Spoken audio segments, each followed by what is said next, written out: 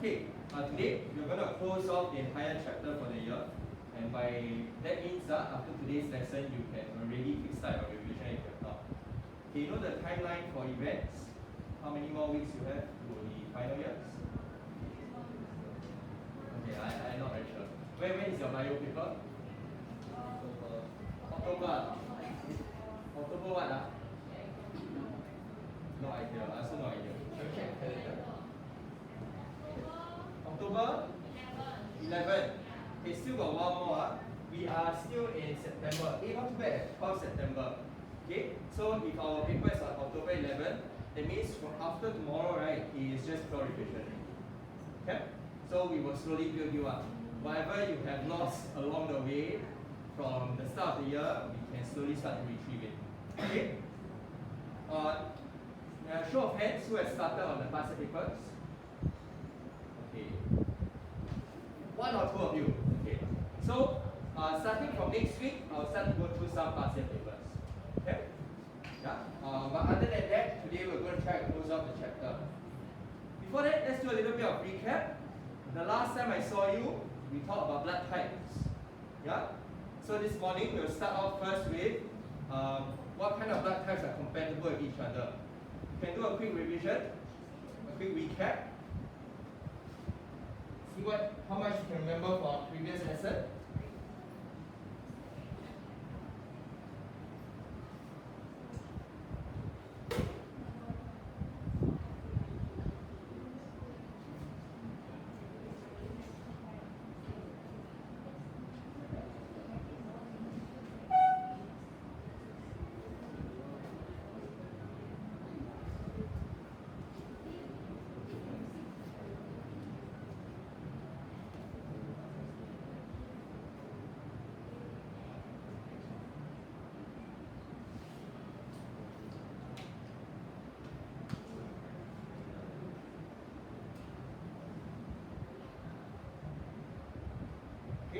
This should be inside your CA. If you have not transferred it to your notes, you may also do so. Or whichever method works for you. The students that revive everything up from the CA, the TEs, to the textbook all together, then that's good. Okay, now close the textbooks. Then we try out and you can work with your friends. Okay, so a quick discussion with your friends. You figure out what's the antigens for all of them, what the antibodies present in their plasma, and what can be who can donate, who can receive from who. Okay, quick discussion and revision from all of you.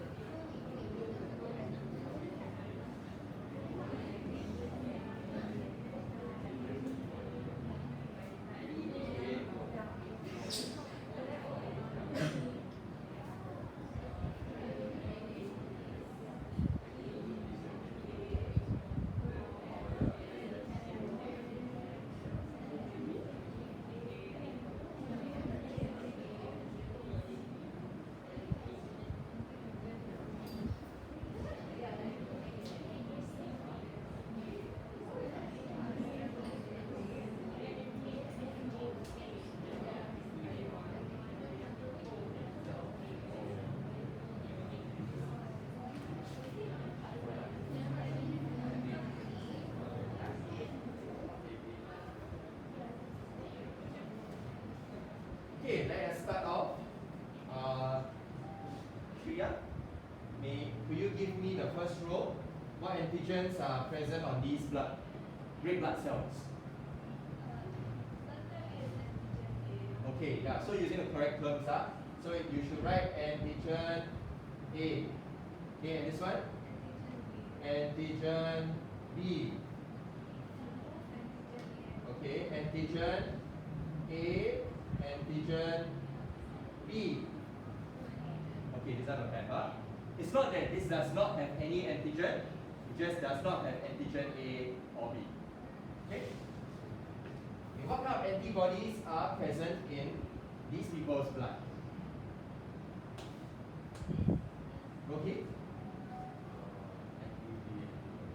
Okay, so anti-B antibody. So this is the correct term to use. This one? Okay, so anti-A. This one? None. This one? Okay, both. Anti-B, anti-A. Okay, now with that, then we try to figure out who can donate to who. Okay? Shafiqah? Blood type A can donate to who? Okay, can donate to blood type A. Makes sense? Can donate to blood type AB. Why can blood type A donate to blood type AB? Who does not have antibodies? Okay, AB does not have any anti-A or anti-B antibodies, so it's quite safe to donate. Yeah? Okay, so good logic that you're applying here. Okay, blood type B. Who can blood type B donate to? You right? D and AB.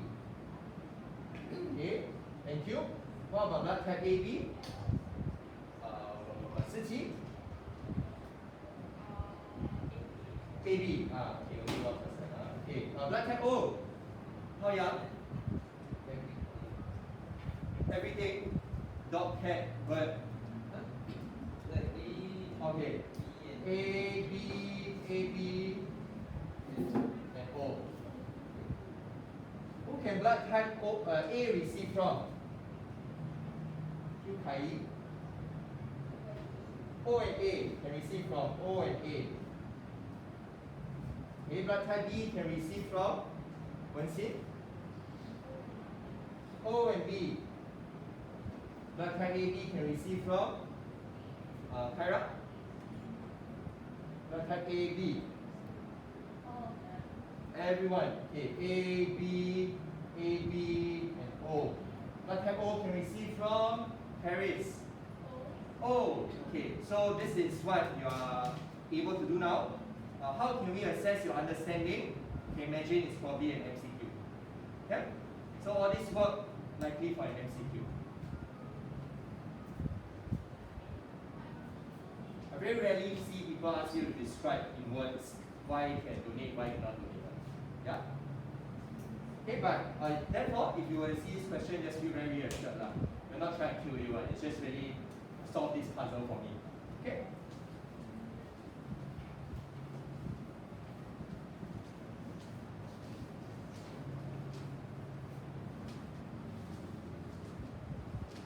Okay, this morning, we're going to end off the chapter by talking about all the disruptions that can occur to your circulatory system.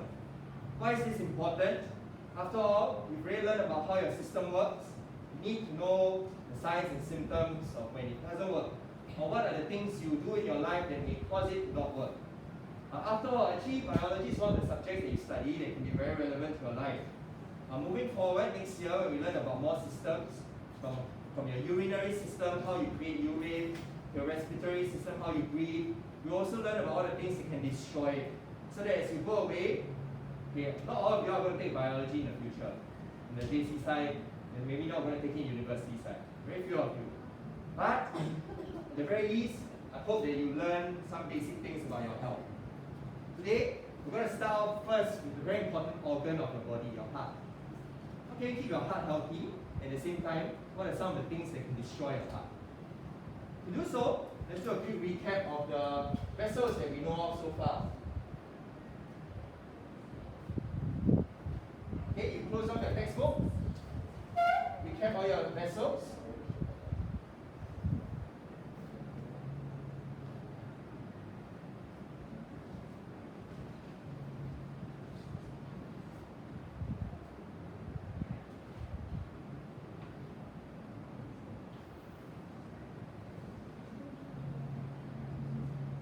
Okay, ready? Right side heart, left side of the heart. Alright. What is this blood vessel over here called? Jeanette? Okay, that was quick. Very good. Okay, Vina, Baba.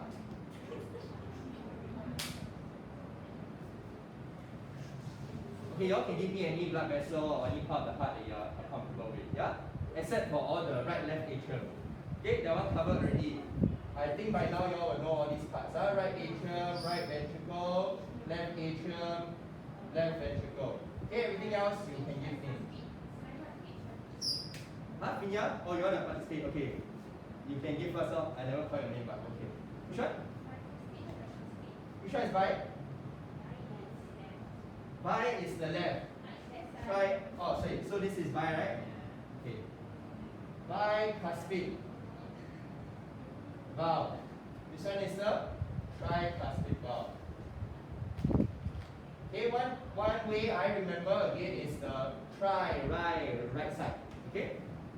Okay, then what about these valves on top? 不子轩. Oh, okay. Which one is aorta?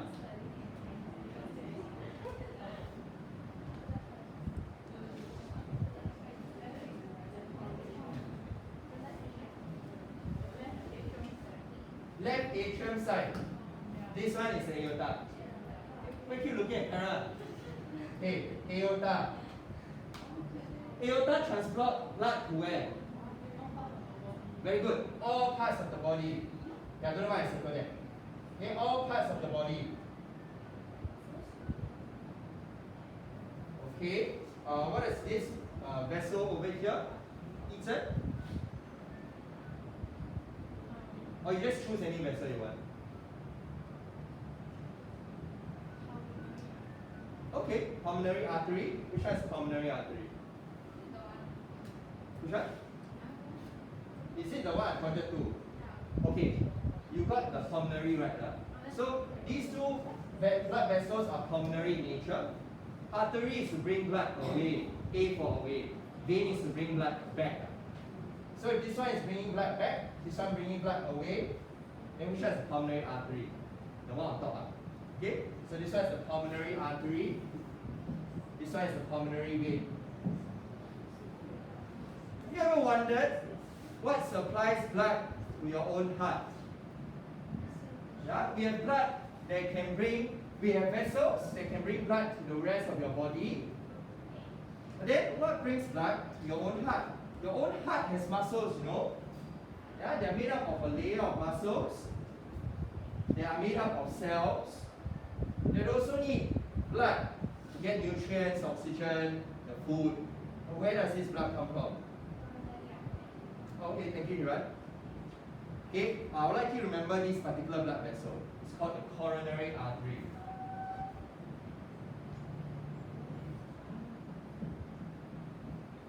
Okay, for those that have done the SLS, you may have come across this term already. Yes? Oh, okay. Maybe my question not clear. My question was, how does the heart muscle walls receive blood so they can receive all the oxygen and nutrients? Yeah? You also need blood vessels to reach the muscles, right? Okay, so that's the artery I'm talking about. Okay? So, where is the coronary artery? This is the aorta. Actually, from the aorta, there is a blood vessel coming out that will branch out to all the different parts of the muscles, reaching into the muscles so that it can supply the muscles with the necessary nutrients. Okay? Of course, along the way, it will branch out to your head, your leg, your arm. But actually, right at the start, it already branches out to something called the coronary artery to supply blood to the various parts of your heart. All the muscles of your heart need blood.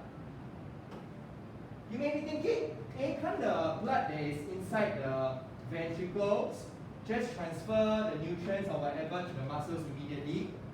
It can't, because it doesn't stay there for very long. Every time the heart pumps, the blood will immediately leave already. That's the first point. Number two, the muscle wall is being too thick. Cannot just use diffusion to get things through. So you still need to branch out to form many capillaries to reach into all the muscle tissue. The reason why I brought this up today is because it's very important. A lot of the sources of heart problems come from damage to this coronary artery.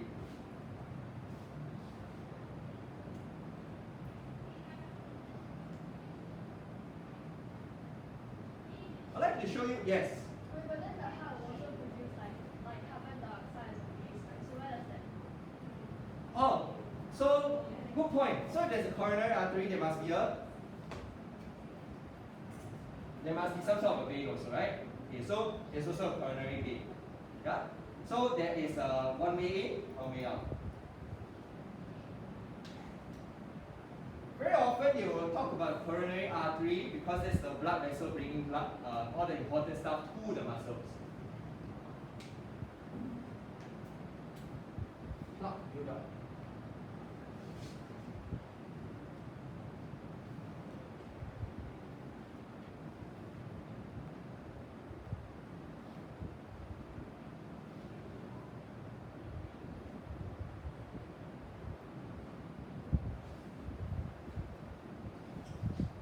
This morning I'm going to show you, for those that have already done the SLS, some of these videos may be familiar, but I've found specifically another video that I want to dive into the issues that can arise from your blood vessels. First part of today's lesson, we're going to look at some of the issues that can arise from damages to your heart or your blood vessels. The last part of today's lesson, we're going to look at issues that deal with your blood. Okay? Some of these issues are genetically inherited.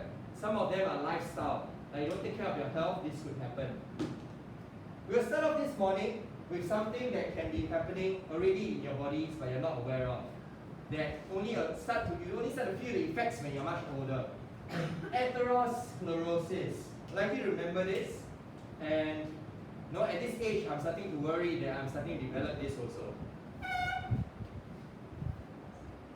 Okay? We'll start off first with this, yeah?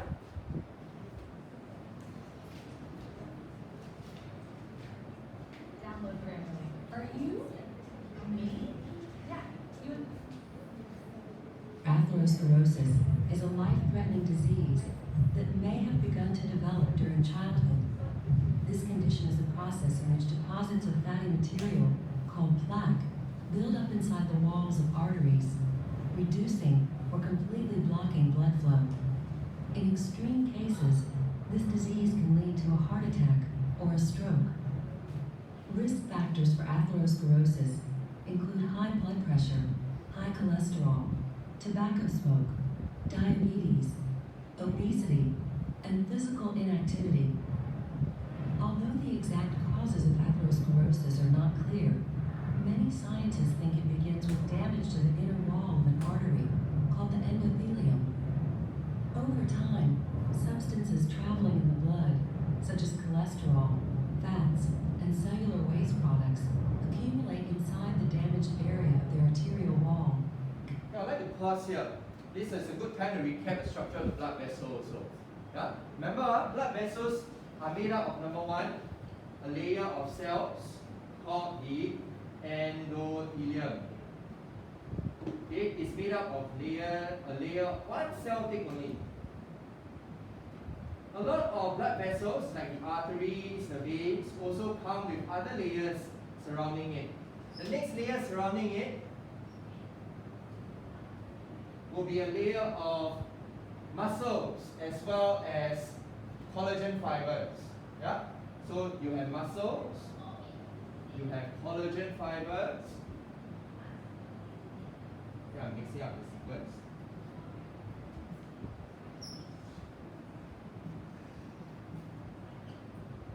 So that's what your blood vessels are. So as you watch this video, okay, this all starts with damage to this first layer of cells. Of an artery, called the endothelium. Over time, substances traveling in the blood, such as cholesterol, fats, and cellular waste products, accumulate inside the damaged area of the arterial wall. Chemical reactions occurring within the buildup of material cause cholesterol molecules to oxidize. This initiates an inflammatory response in which the endothelial cells at the damaged site release chemicals that signal a call for help. In response, monocytes from the bloodstream travel to the damaged site.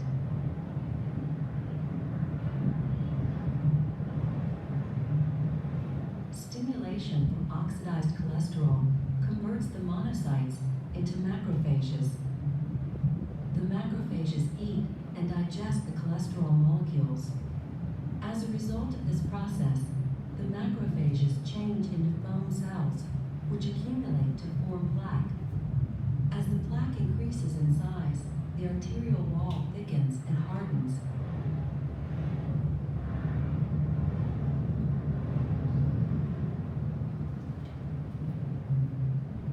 At the same time, smooth muscle cells within the arterial wall begin to multiply.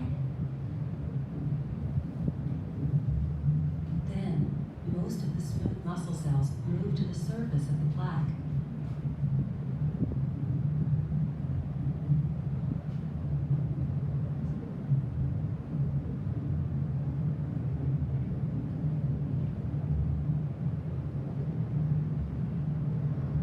These cells contribute to the formation of a firm, fibrous cap covering the plaque.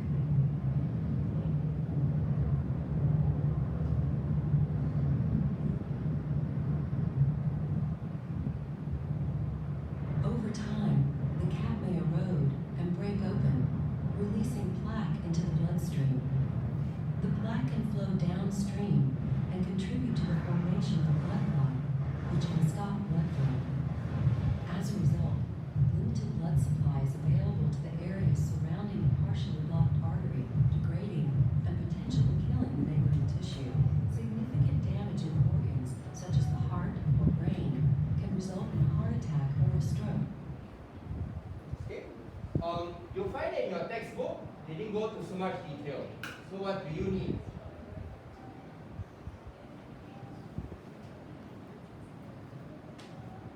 Okay. If you read your textbook, I would say the key word you would want to try to remember would be the word plaque. Plaque is the thing that really starts to clog up your arteries or your veins.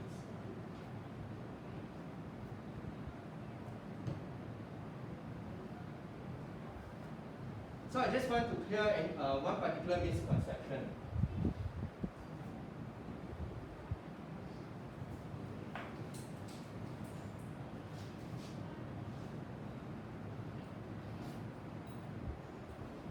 Yeah, I'm going to do a cross section of the blood vessel now.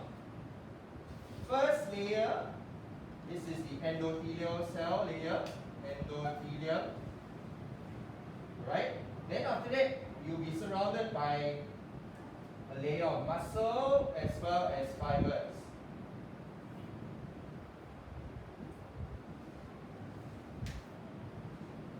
Okay, now the cell layer not so clear. I'm going to draw the cell layer again so you can see it.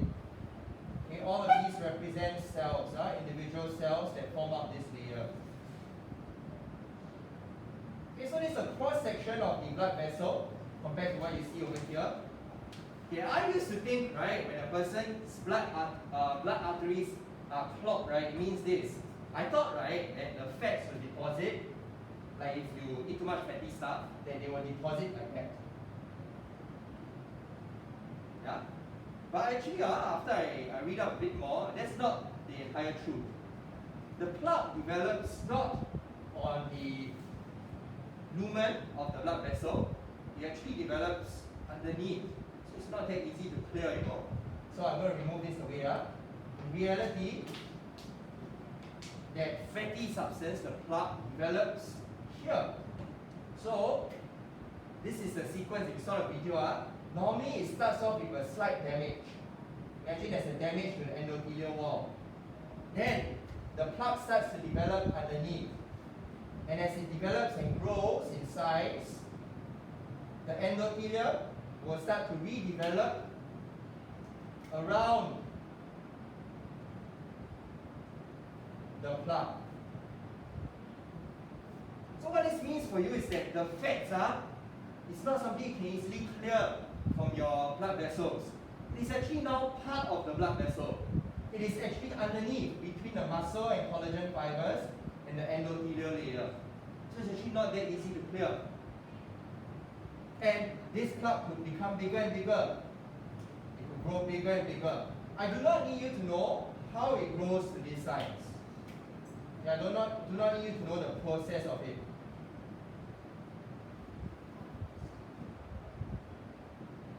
Okay, but you can see as a result, the channel that you have left is very, very small.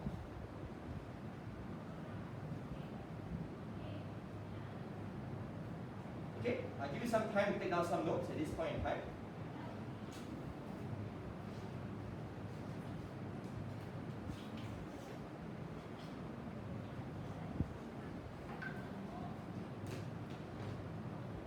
Yeah, let me go next door. I need to check if all of my students are attended.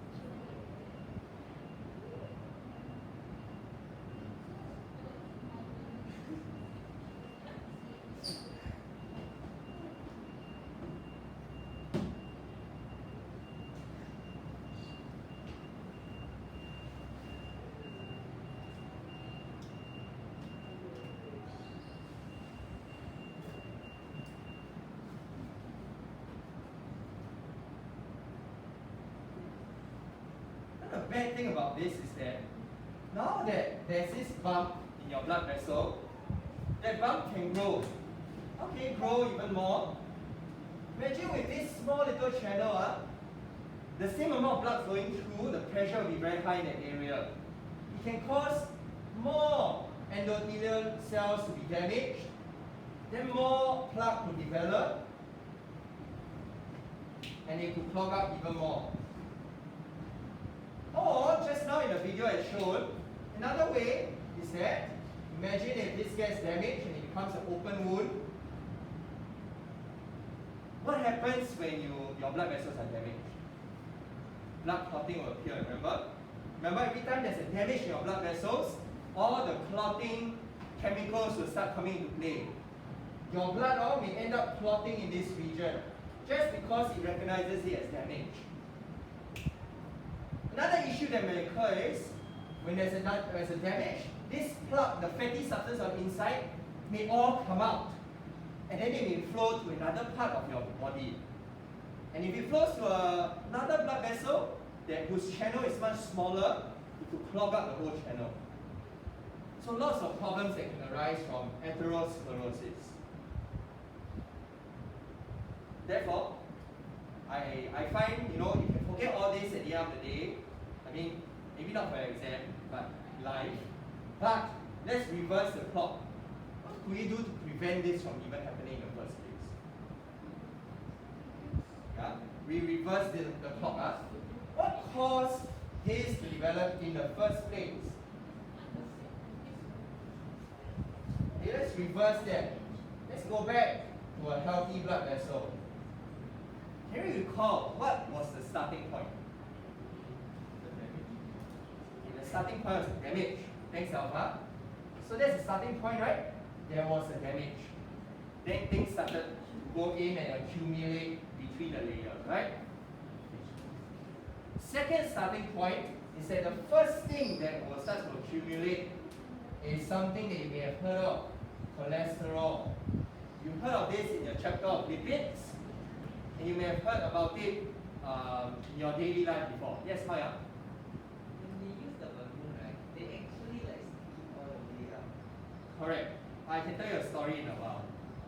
Okay. Okay. So then we will talk about treatment after this, but we want to prevent first. All of you are still very young. I think I probably developed it somewhere inside my body, right? If about 10-15 more years, right, something may happen. Okay, so cholesterol, that's the second starting point. First starting point is this, right? Okay, so I ask you, how can we prevent damage in the blood vessels? Or rather, what do you think caused this damage in the first place? Yes, sorry. Okay, so Shafika, I saw Hiram mouthing it. Too much pressure. High blood pressure. Imagine your red blood cells going very fast, high speed through your blood vessels. There's a good chance that it may damage the endothelial layer on the sides. It's like wear and tear, you know. If you have a lot of water flowing at high speed through a pipe, the inner walls of the pipe will start to erode also. That's the starting point. Okay, so then let's reverse the plot one more time. If high blood pressure can cause this, then what causes high blood pressure? Right, we need to keep you all healthy, right? You are still very young. So what causes high blood pressure? Salt. Okay, so if any one of you have very like to eat salty stuff, this can cause high blood pressure. Okay, so a high salt diet. How does a high salt diet in the world result in high blood pressure? It really has to do with things you learned before, osmosis. Because if you think about it, if you have a lot of salts inside your plasma, what it will do is it will start to draw water into the blood plasma, yeah? Then your blood volume will increase. Now you have a lot more blood traveling through the same amount of blood vessels, the pressure inside will be very high. So high salt diet, very bad for your health. But I like salty food also. It's like I'm killing myself. What else can cause high blood pressure? Yeah? Oh, okay. How to repeat that?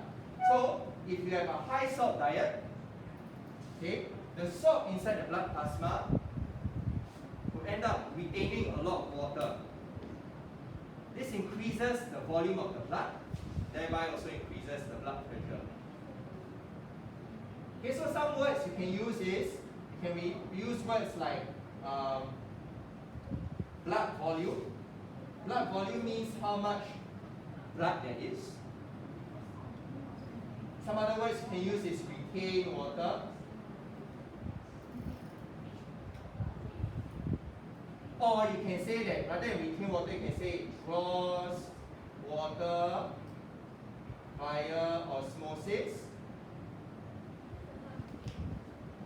from surround. Wow, it's very bad. Let me rewrite it. So you could say that there is draw water from surrounding tissue via osmosis. Okay, then another word you could use is blood volume. The blood volume will increase. Yeah. But in a way, right, isn't the aorta and the coronary artery the same thing? They say it in the what? The aorta and the coronary artery is kind of like the same thing. Not the same. The coronary artery branches out in the aorta. But So it's like the same valve. Same valve, is it? Kind of. Yeah. Okay, and Okay. yeah, you're not wrong.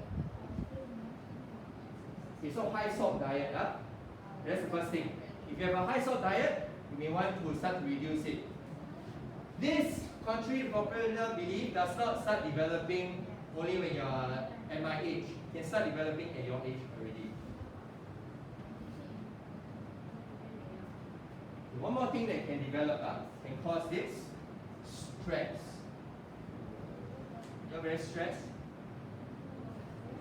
If you're very stressed, I don't want the thought of this to stress you even more. That's counterproductive. It's supposed to serve as a reminder that don't stress too much because it can cause a lot of damage. How can stress result in high blood pressure? I don't know, you all got watch this drama or not? When you're very stressed, right, then suddenly they're like, oh, I hate got problem after they hit. It's stress, usually it's Korean drama. So how does stress result in high blood pressure? Because when you're stressed, you actually release a lot of hormones.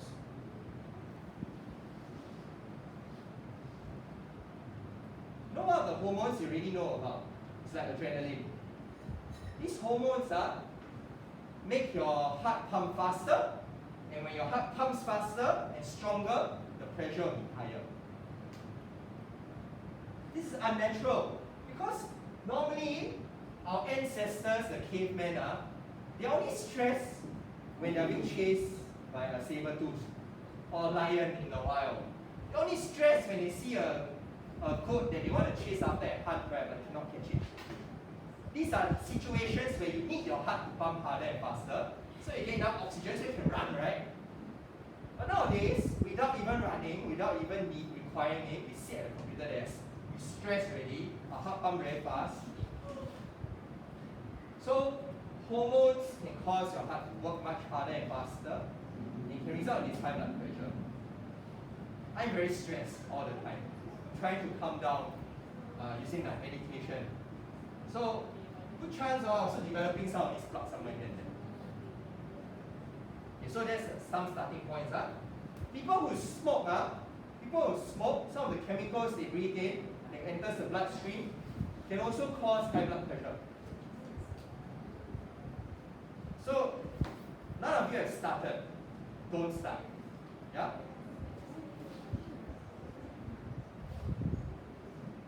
Finally, the second starting point is after it gets damaged, cholesterol is like the start. So how? You need to watch out for your cholesterol in your blood. Make sure you don't eat foods that come with a lot of cholesterol. Some cholesterol is good. You must bear that in mind.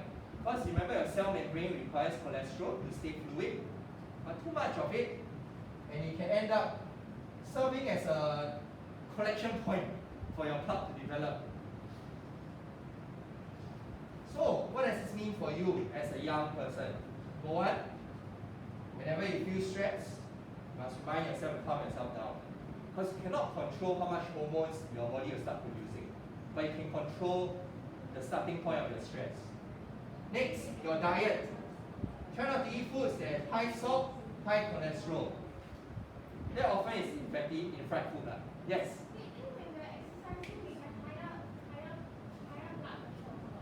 Okay, but then when you exercise, right, some of your natural body's response is the muscles surrounding the blood vessels will naturally try to dilate a bit. So it accounts, yeah, you start to dilate a little bit more so that, even though it's pumping much faster, at least the blood vessel is accounting for the faster speed, the higher pressure. Wait, then high sugar diet also, right? High sugar diet. Okay, you can think of it this way, the sugar and the salt, both of them can cause osmosis, right? Yeah.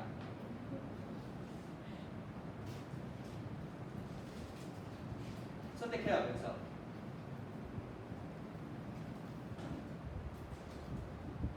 To scare you a little bit more, how about we look at actual blood vessels with plaque?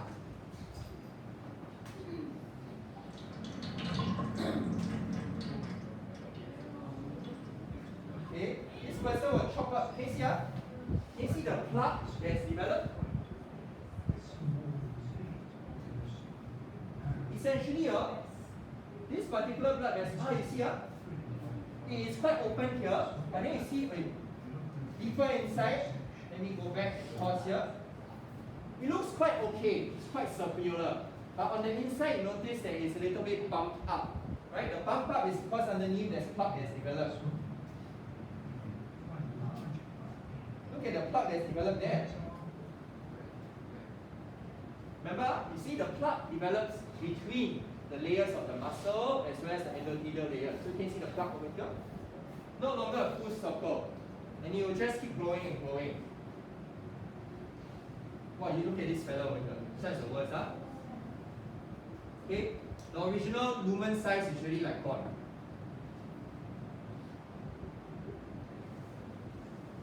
Okay, you have blood vessels at every part of your body. What does this mean? This can develop anywhere. It could develop at blood vessels going to your brain. And if it eventually clogs up to a point where blood doesn't go to your brain, it results in a stroke. Not stroke before? Yeah? When not enough blood goes to the vein, then your brain tissue will start to die. What if it happens at your coronary artery? The blood vessels is going to your heart. another problem. Now blood is not going to your heart muscles. That can result in your heart muscles dying. And you know what's the outcome of that? If blood doesn't go to your brain, then your brain cells will die of stroke, right? If it doesn't go to your heart, it's a heart attack. Yeah? If you heard of anyone that got a heart attack before, it's because the muscles of the heart start to die, cannot beat the same way it used to be. Okay? So, atherosclerosis can be a cause of a lot of problems. One of the causes of atherosclerosis is hypertension. Hypertension means this high blood pressure. Okay, another more chim word, complicated word of saying high blood pressure. Hypertension. One thing can lead to another. Wrong direction. The worst of it all is if it starts to clog up your heart. No, at the end of the day, if it clogs up your muscles, the blood vessels going to your muscles, then your muscle is going to work well. But once it clogs up the heart muscles, it's going to affect circulatory across your entire system. And we call this the coronary heart disease. This is when your heart muscles start to die also. My grandfather had a heart attack at around the age of around 50 plus.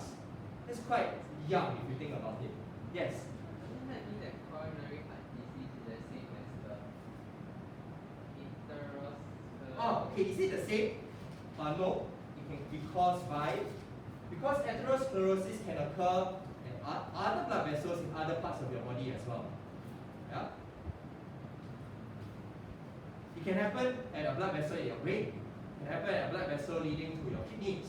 So atherosclerosis is just the idea that plaque can develop inside the walls of the artery, but that artery could be an artery of different parts of the body. But if it's specifically at your heart area and your heart muscles start to die, then that is when you start bringing the coronary heart disease. Yes? So like when they ask you like what caused heart attack, you can say both. Then you can start with the starting point. What might cause result in a person getting a heart attack? One of the reasons, the start could be that this person could have had a bad diet. The bad diet or maybe high stress, that could have led to hypertension. The hypertension could result in damage to the endothelial wall, blah blah blah blah blah, then plaque build up. As the plaque build up, less blood go to the muscle tissue die, then this person classified as having this coronary heart disease. So they are all inherently linked to each other. So really the starting point is this. How do you prevent yourself from getting high blood pressure? Don't stress. Eat healthily. But let's say you already reach this point. Then how? Let's say we reach this point, atherosclerosis. How can we now fix this problem? My mom actually, she had a development of plaque also. And actually it occurred at her brain. So when I was around the age of, when I was in JH3, like your age, my mom was in China working. Then after that we got a phone call that she had a blood clot because the artery in her brain started to clog up already. And she started to have a very severe headache. The headache was to the point where she could not focus anymore, started to get dizzy, and she could not even walk. So she was in a wheelchair. Then after that she got wheeled off to the hospital. Then after they did a scan of the brain, they found that there was a clot, and the clot resulted after that in the blood vessel bursting. So you think about it, if you eventually clog up the entire blood vessel, everything that came before it will start to accumulate, right? As you accumulate more and more, it will result in a burst.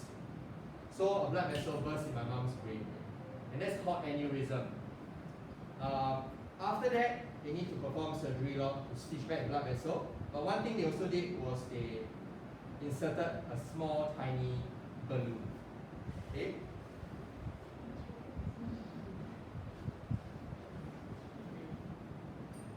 In your textbook, they will have described some solutions to this problem. And one of the solutions they say is that a balloon is inflated to widen the blocked areas. Over here.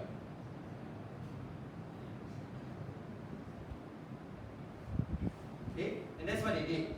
They inserted a tiny camera as well as a tiny balloon into one of my mom's arteries.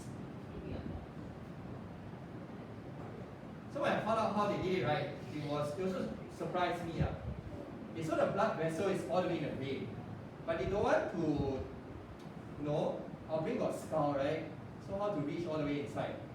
The only way to reach inside is to go from bottom up.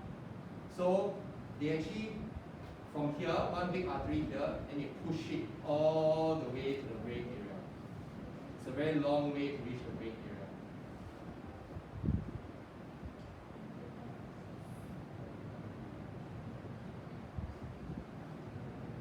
Where I thought I saw this.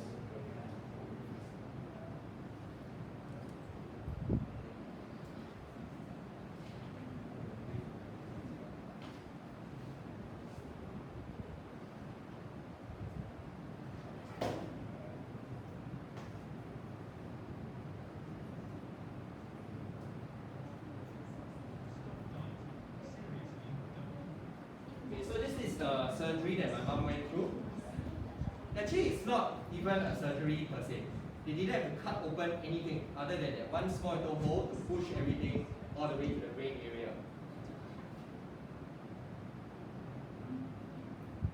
This balloon is not really a balloon either. Because if you pump one balloon inside a blood vessel, it's just going to clog up the whole system. It's actually more like a metal cage that they will expand once it's inside the blood vessel. My name is John. You probably have a speed of your chest by carpet sweep. The sticky substance made up of cholesterol, fatty deposits, which flows through under. When it takes typically the road as blocked out along in Let's take a look to see how doctors do this. When performing a narrow or blocked part of the coronary artery, then the doctor pushes a long, thin tube called a balloon catheter over the guide wire to the area of blockage.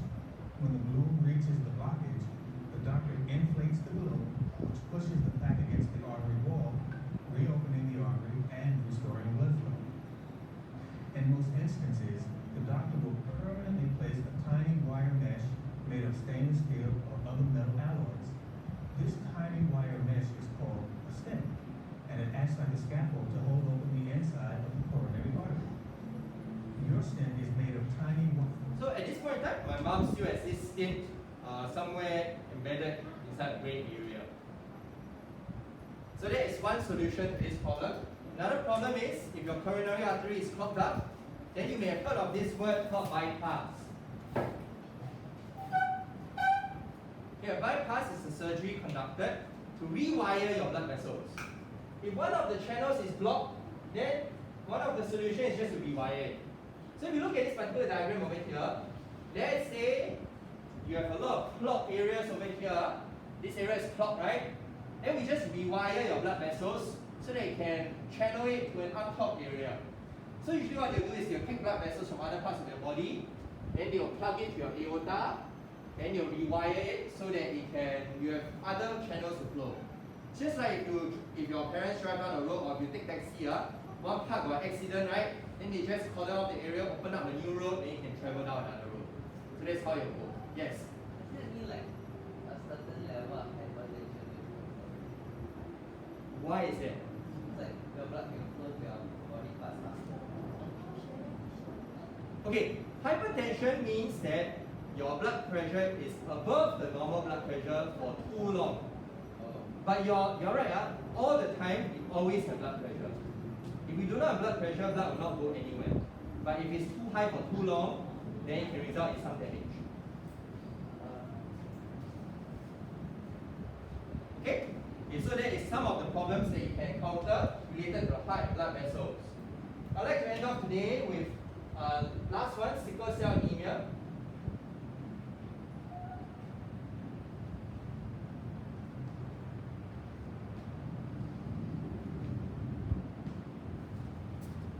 Where is it?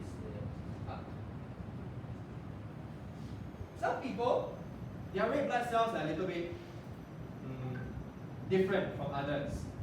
Actually, I shall not go through this. This video can be found inside your SLS. It is exactly the same.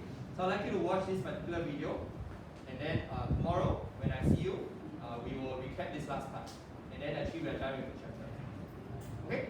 Alright. So that's all. Today we just went through some of the disruptions that can occur in your body. Okay, that's all. Thank you, class.